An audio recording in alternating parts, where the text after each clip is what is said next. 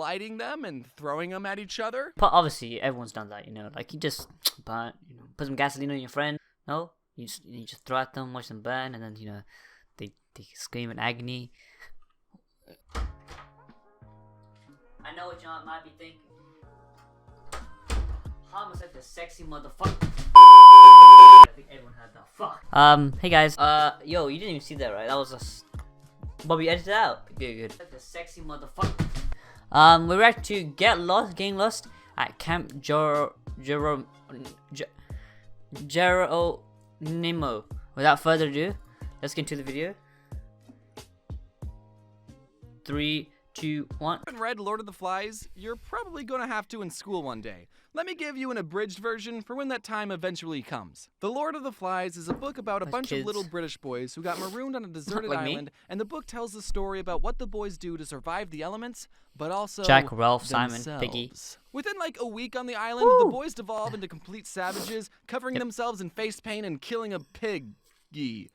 I said too much. And when I read the book in high school, I thought having the boys turn savage so quickly wasn't all that accurate. As a former young boy myself, I was insulted that William Golding thought that us little boys were so heartless. But then I remembered all the things that happened at my scout camp, Camp Geronimo, and I realized that Lord of the Flies is still inaccurate. The boys would have gone savage way faster. Listen, I'm a cautious person when I'm hanging around the guys. In PE, the other boys would be playing this game called Quarters, where you would fling quarters at people's knuckles until they bled. But I wouldn't play that game because it's dangerous and I'm a loser. Or when I was at a party and someone wanted to play the knife game.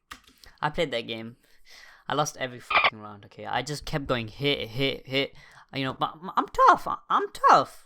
No, I'm fighting by knuckles. Game to show off how good their hand-eye coordination was. I did that as well. I wouldn't play that game either because I needed my hands to draw. But something about being with the guys in the middle of the woods, I would live on the edge. Every summer, our troop stayed at this camp called Camp Geronimo, named after the Apache Indian who was the first person to yell Geronimo while doing a sick backflip into his pool. One time, me and a couple other boys, I don't remember who started it, but we were playing with matches, and okay, I know what you're thinking, but nothing bad happened, okay? We just accidentally lit some dried bushes on fire, and it got somewhat out of control. But it's okay, it's fine, okay? We told the scoutmaster that there was a loose fire spreading faster than we could put it out, and he got everyone in the troop to stomp on it, and we never got in trouble.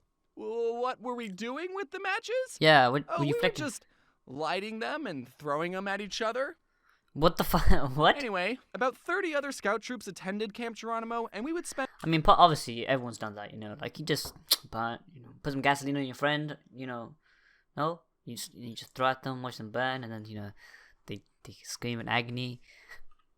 A whole week sleeping in tents and earning merit badges. Most of the camp honestly felt like school, but outside. Like when you got to the camp, you were given a schedule of classes, and for the next 7 days, you would go to those classes and learn and fill out packets and sometimes even have homework, which probably helped us not devolve into savages. I mean, sure, the classes weren't as boring as English or geometry. Geronimo's classes were wilderness survival, kayaking, or bear self-defense. Earning a merit badge required 2 things. The first thing, you had to write stuff down. Name and point out the major parts of a kayak. Kayak. Explain to your counselor the hazards you are most likely to encounter while participating in kayaking activities. Bears. And the second part of the merit badge, you had to actually go out and do stuff. Capsize the kayak, swim it and the paddle to the shore, and if you don't make it, the bears will get you. I never got the kayaking merit badge. You had to be at least 12 to go to Geronimo, but you could go. I like how they the size in years, because go as an 11-year-old. I'm 16 and I'm still a midget. And at the time, my dad was a camp counselor. My birthday was May 14th, and Geronimo was at the end of May, so I barely made the cutoff as the youngest person going. Geronimo was a big step from spending 3 days at Cub Scout day camp to spending a week in the wilderness. What made it worse was I was going to be spending a whole week with all the mean older scouts and my dad. There was this one scout named I think the Paul. dad's the bad When thing. I was 11, he was 15. So naturally, he would pick on me and make fun of me. Ha ha, I get it. I'm small, so I suck. But silver lining, he got fatter. And a couple years ago, he reached out to me, and I had been doing the whole YouTube thing for a while. He was off starting his own business, and he wanted to do some business opportunity with me. And I just said, hey, do you want to do my merch? So now he works for me. So kids, if you ever have bullies, just become successful on YouTube and then hire them to sell plushies. He's actually Nice a really pushing good into merch guy. plushies. He gets all my stuff into these retail stores. So if you see a floof plushie at Hot Topic, you can say, "Thanks, Paul. Bullies really do make a difference." Anyway, self-promotion aside, my first year at Geronimo, I was a little... I think if it would have been better if you just denied him. I mean, you would lose a lot of money, but that sweet revenge would be a little too nice. It's like, remember the time when you pushed me? Yeah, you remember that? Yeah, exactly. A little bit on the very young side compared to everyone else. I was taking a class called orienteering. The class taught us how to read maps and use a compass. And one day it was time for our class to go on a scavenger hunt thing. We were given a list of places we had to go to, and we were supposed to use our compass and count our paces to get to each specific location. Then when we got to our destination, there would be a marker somewhere, and we would have to write down what that marker was. There were 10 different markers that we had to find, and the course was supposed to lead us in a circle. The leader who was in charge of our group and the compass was an older scout named Paul.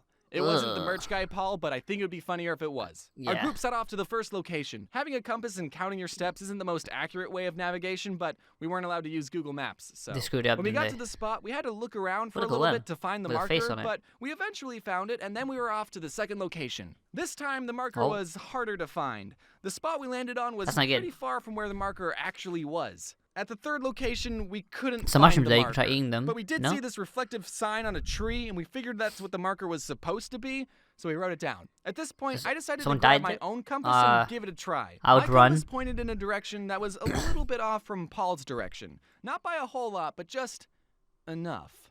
But remember, I was the little kid. Nothing I said mattered. Paul said things to me like, "Oh, you don't know how to use a compass. I bet yours is broken. I'm never going to work for you one day." And you know what?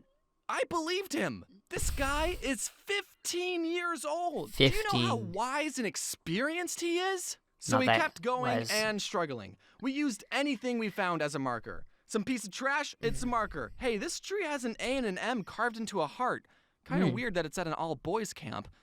Do you think that it's a marker? Eventually, we all had to admit that we were completely lost. The other boys told Paul to hand over his compass, and Paul reached into his pocket, pulled out his compass, and 2 buzz magnets. Buzz magnets are magnets that are shaped like a bullet, and you can throw them up in the air, and they make this cool buzzing sound. They sold them at the camp store, so that's why Paul had them. And everyone immediately figured out why we were lost. For those of you who don't know how compasses and magnets work, I don't know either. I think it has something to do with them coming from outer space. A compass is supposed to point to the magnetic North Pole, and a magnet will mess up the direction a compass is supposed to point in. Paul's compass wasn't pointing to his pants the whole time. We would have been suspicious if that had happened. But because his compass was right next to a magnet, it got uncalibrated. And then we all got lost in the woods and died.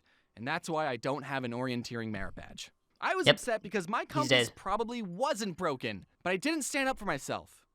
Because I don't do that. I have more Camp Geronimo stories, like the time me and my friend threw a Ziploc bag full of water at the older kid's lean-to, and then I ran away so fast that I threw up. But I already did a video about that, and it's 5 years old, and it's very bad, and you're not allowed to watch it. So the moral of this video is, just because you're young doesn't mean you're stupid, but it does mean you make bad videos on YouTube. Also, check your pockets before going orienteering. Going orienteering. Sounds like a tongue twister. Going orienteering. Going orienteering. Going orienteering.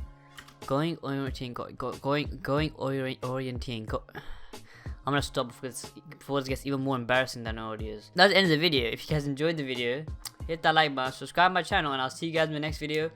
Peace.